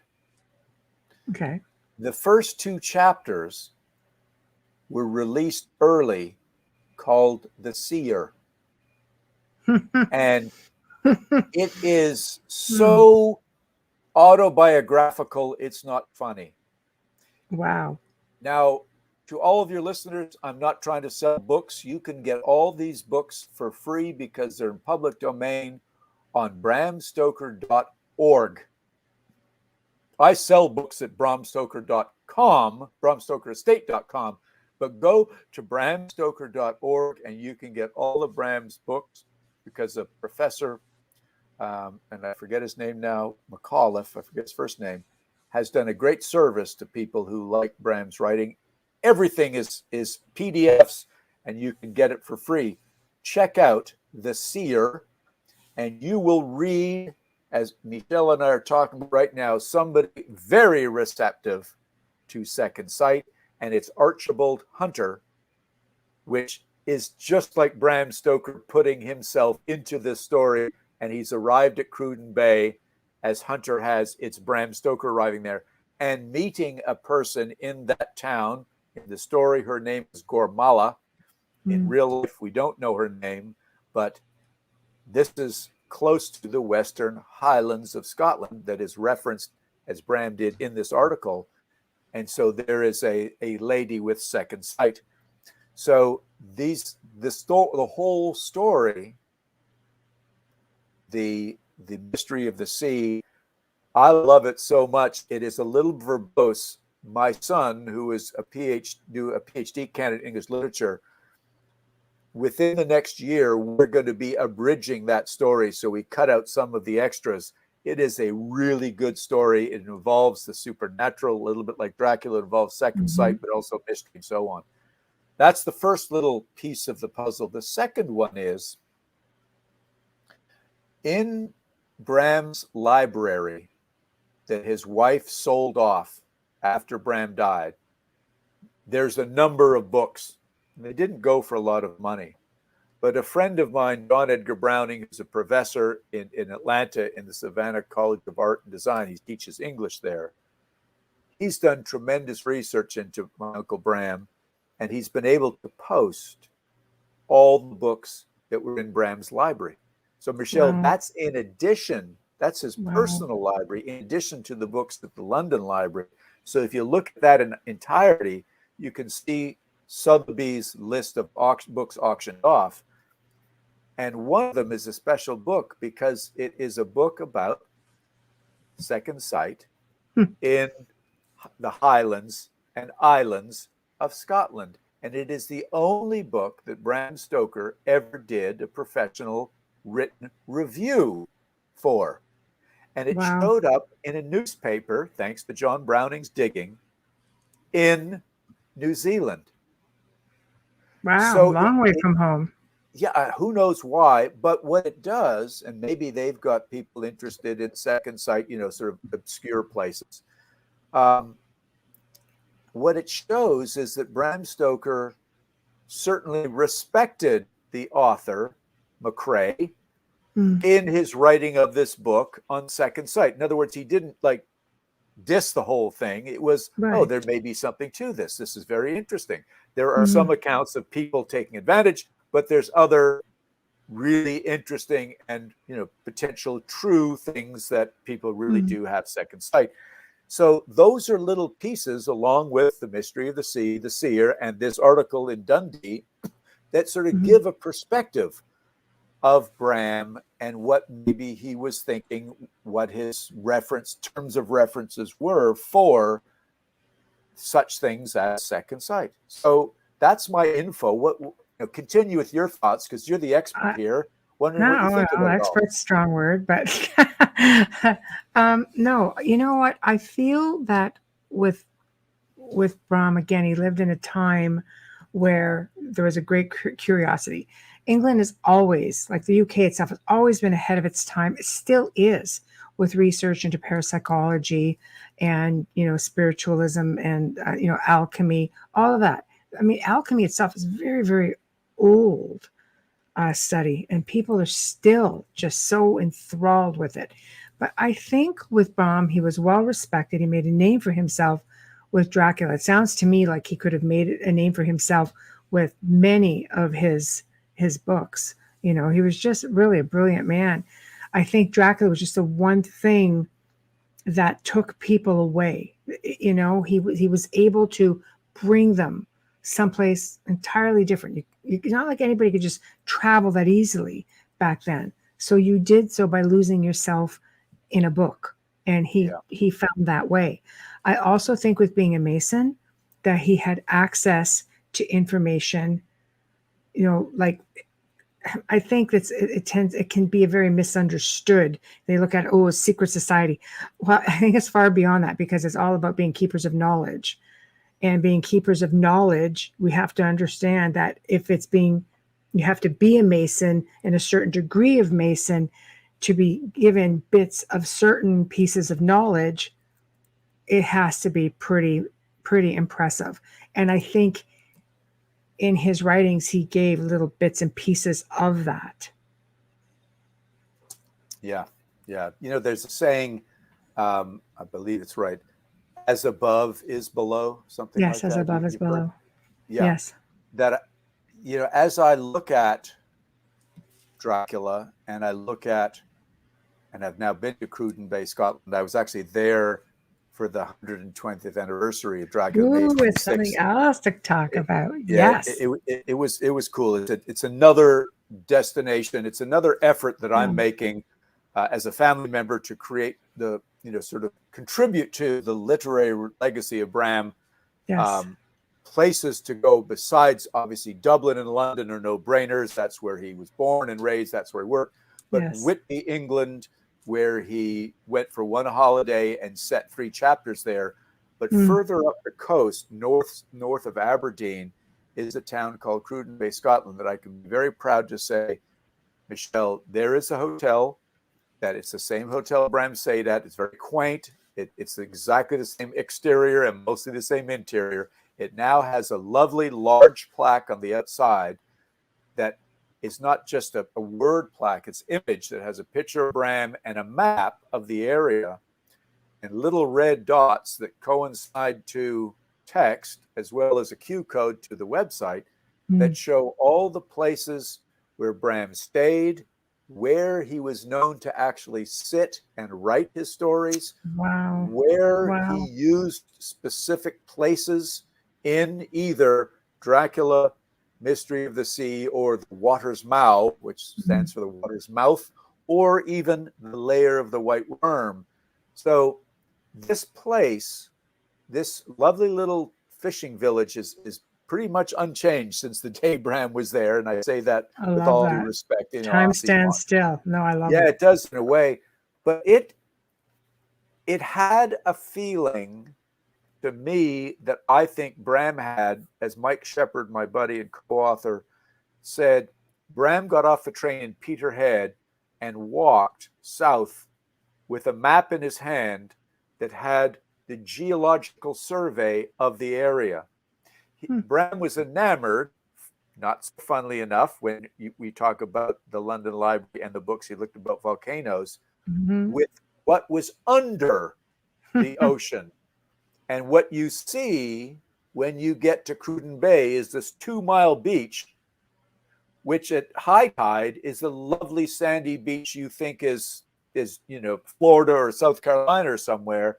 Right. But at low tide, you see all the rocks, you see the mysteries underneath the sea. Yes. Spanish galleons from the Spanish Armada had wrecked there because of the hurricane. They found bones, they found money, they found cannons. Many fishing ships have wrecked on these rocks, and the souls of the dead are resting there, which Bram recognizes in his books. And so I believe Bram was guided there in a way because of his interest in the geology and the massive upheavals of the underworld, the rocks, a million years ago. And he recognized this in the Mystery of the Sea because they have these very interesting red granite rocks, pinkish rocks that have rise up out of the ocean. But the other half of the bay, which is just half a mile away, is this rock called gneiss, like Nice, gneiss, and it's a black rock. So they have met there, these plates met there, and a massive eruption happened at some point. Well, you and I know, if there's somebody interested in the supernatural, in Mother Earth, also in the whole concept of pantheism, which we chatted about in our last show, all the world is basically ruled by the Mother Earth, and all religions are okay, but they're not the all-powerful things. That this would have been the bona fide sort of attraction to Bram, is the connection to the planet and the earth and the under earth. So, my gosh, another reason we got to go there, Michelle, to show you all this stuff. And Oh your my listeners gosh, need you to never go. get me out of the bay waiting for low tide. It is so cool. It Yes. really is eerie. He mentions in this Mystery of the Sea, and it's powerful, that he witnesses a ghost walk from the scars, which is the reef. Yeah. Thousands of souls come out of the ocean searching for a place to rest at peace, and there just happens to be a famous well on the golf course where in real days it's really there. People go for the healing waters. Well, what Bram did in his story was give that as a place for these poor souls that were not at rest, and they all went down into the well to seek redemption and a place to rest out their ghostly remains to rest in peace. Right. So, but yet it's a place of healing. Exactly. So it's got that double representation, a place Healing to of go the soul, to heal. Healing the mortal, but also the immortal. Yeah. Yes. He definitely had a way with words, but he also, even just like what he did with the volcano, there's just double meanings to everything that you could really, if you really look at it, that you could take, two different ways. And I mean, always in a good way.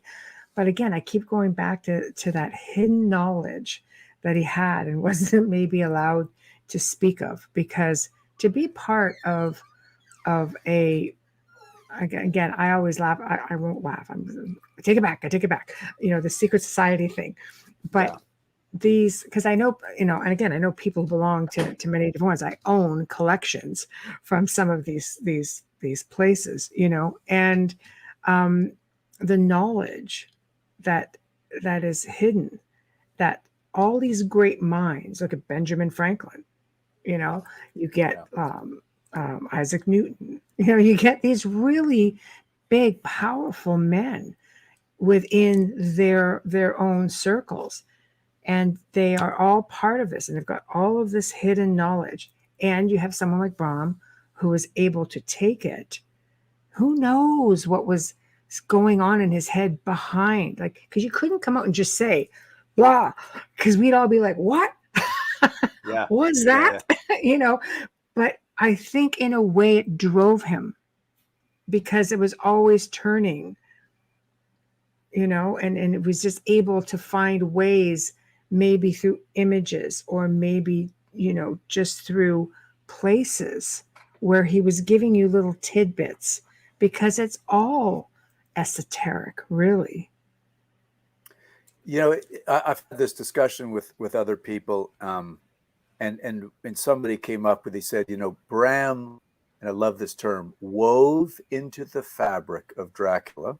Yes. Many of these thoughts and beliefs that maybe he just was not able to speak of in public because of his standing as a theater manager. He was trying so hard to make sure that people would come to the Lyceum Theater, and it would be a good time. You get good value for your money. There wouldn't be raucous behavior like there used to be in theaters. You wouldn't have drunk actors on stage. All this.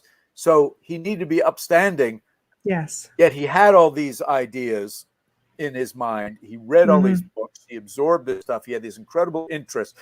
And when you look at some of his other stories, about Egyptology and supernatural in Egypt and mummies, there's all this going on.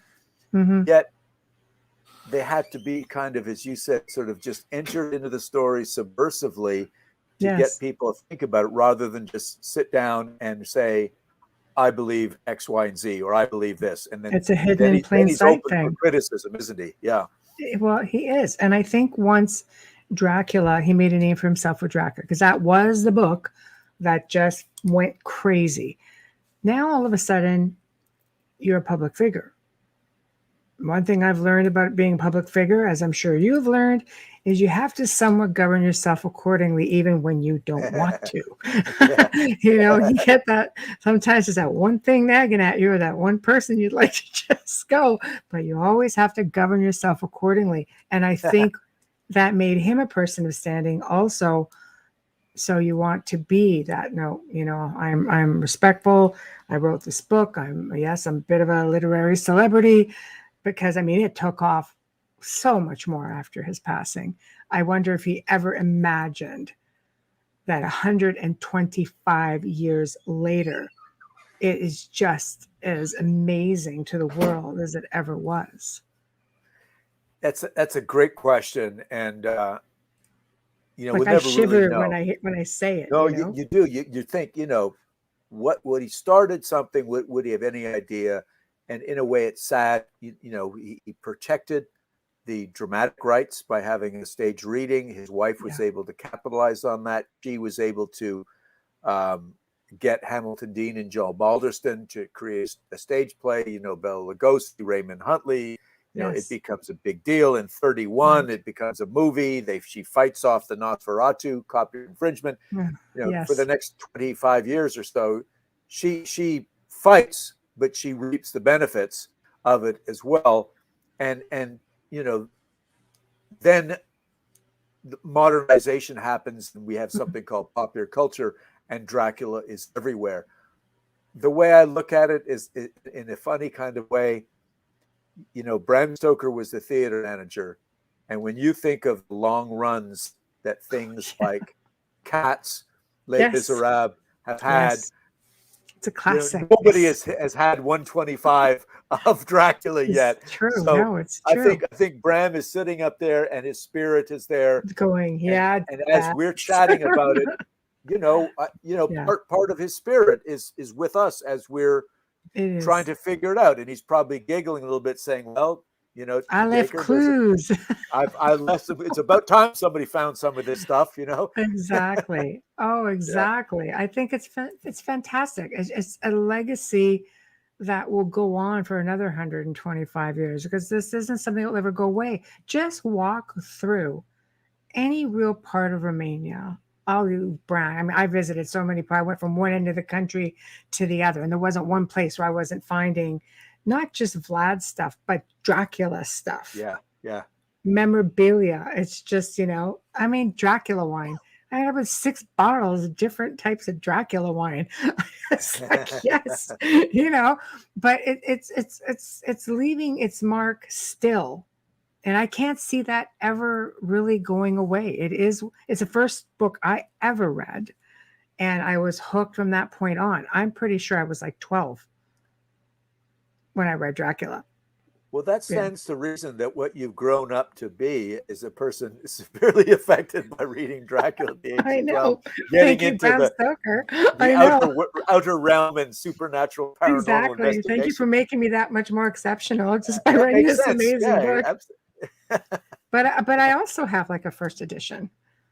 I'll have to check. I'll have to check which one. Yeah, it's not yellow though. It's crazy. So I'm wondering if it's just a different run or something. Or maybe it used to be yellow. It's just so old.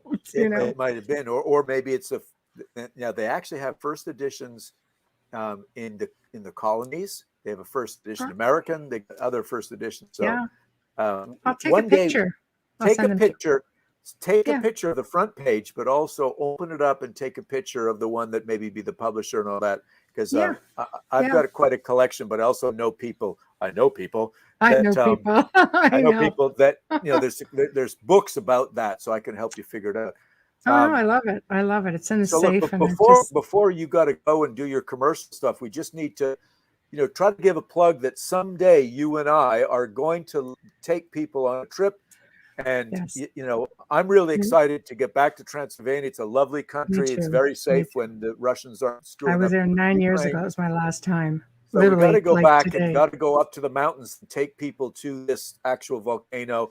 It's not hard to get to once now that I know it's easy. But also these trips to Cruden Bay, Scotland and Whitby. I'm really excited that this year the Bram Stoker Festival is revived back in Dublin. So I'm going back as a guest and putting on my lectures there. That's That's Michelle. I always have to figure out early in the year, and this is a little bit late for it, but where I'm going to be in Halloween weekend, and that's where I'm going to be in Dublin, Ireland, at the Bram Stoker Festival. So that's spectacular. That's perfect timing. To that. Absolutely. I love it. I love it. So people can find all of this information if they want to join you. If there's merchandise they want to buy, books they want to buy, to promote how they can get a hold of you. Well, you've had the little ticker going below here. Sure have. I appreciate that. BramStokerEstate.com is where my wife and I run this for the whole family, and we've got all the books that I've written, co-authored, merchandise, and so on. I actually got hacked on Facebook a couple of months ago. So I know, but where'd you go? Yeah, it was one of these where I got hacked and I got shut down because whoever hacked me posted inappropriate stuff. But I'm back on as Dacre Stoker author. So go to Dacre Stoker author, friend me. I used to have 5,000. I couldn't take anybody else, but now I'm back down to 2,500. So join me there. That's where I post all the stuff about appearances when I'm coming to the West Coast, when I'm going to Chicago, which is in later in the month. I'm going to Sault Ste. Marie, Michigan. Are you going to be at Michigan Paracon this year? Oh, you just froze on me. So if I don't know if you can hear me or Michelle, but Michigan Paracon in August. So my Facebook page tells all about that. And then dacrestoker.com is my website with information on what my books and so on. So somehow it looks like we have frozen StreamYard. We'll see what happens if Michelle comes back.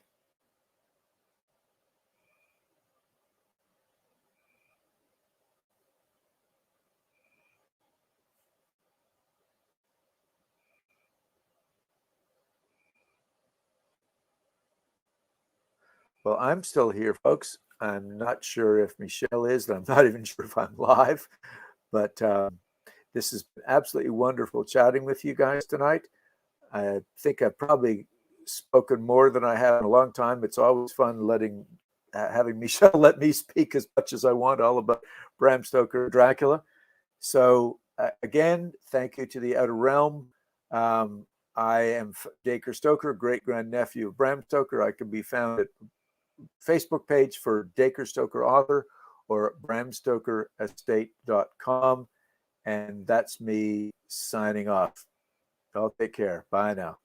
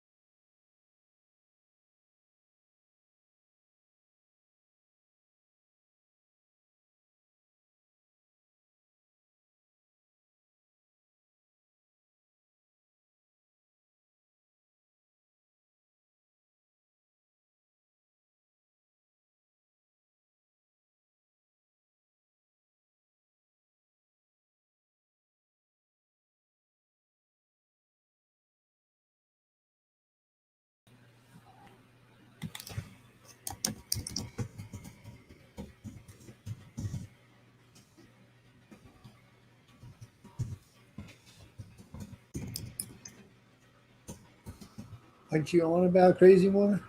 Oh my God, it was huge. Big bam.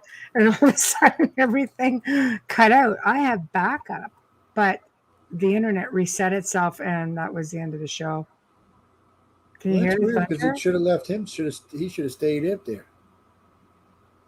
See, StreamYard's weird. It's supposed to stay as long as somebody's in it. It's supposed to stay. Yeah, it doesn't. It cut out. Y'all have lost me a couple of times and stayed on long. When I started the show as a producer, y'all have lost me a couple of times and stayed on. That's why I said it's kind of weird. It's also kind of weird, like why Nicole's always got to get a code before every show. Nobody else in the network does.